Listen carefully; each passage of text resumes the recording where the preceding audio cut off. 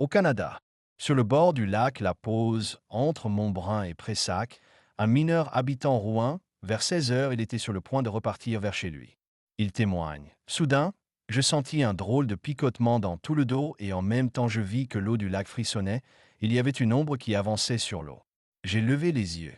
Sur la droite, j'aperçus une espèce de gros chaudron de cuivre ou de bronze, avec des petits picots dans le métal, tant la chose était proche de moi. Jamais je n'ai eu si peur de ma vie.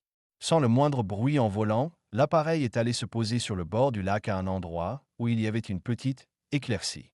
J'ai fait ni une ni deux, j'ai pris les rames et je me suis dirigé vers l'engin, très énervé, parce que ce n'était pas normal cette affaire-là. J'étais à une cinquantaine de pieds de la berge quand j'ai vu une porte s'ouvrir dans la masse ronde. Deux petits êtres très agiles sont descendus et se sont mis à ramasser des mousses. On aurait dit qu'ils portaient une sorte de sac de plastique sur la tête et ils avaient un habit de caoutchouc blanc sur tout le corps. Je n'ai pas vu de type.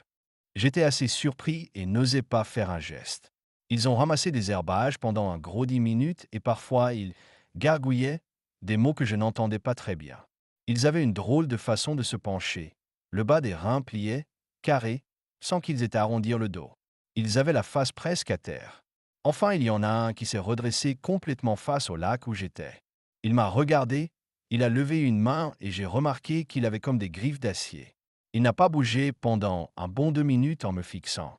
À travers le plastique, j'ai bien remarqué ses yeux ronds et brillants.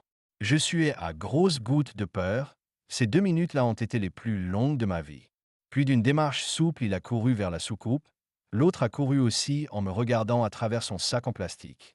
Ils ont refermé une trappe dans le flanc de l'appareil qui s'est élevée aussitôt sans bruit. L'eau s'est mise à frémir tout autour de moi. Ensuite, la chose est devenue rouge vif, elle s'est renversée, elle est partie si vite vers le ciel que j'ai à peine pu la suivre des yeux.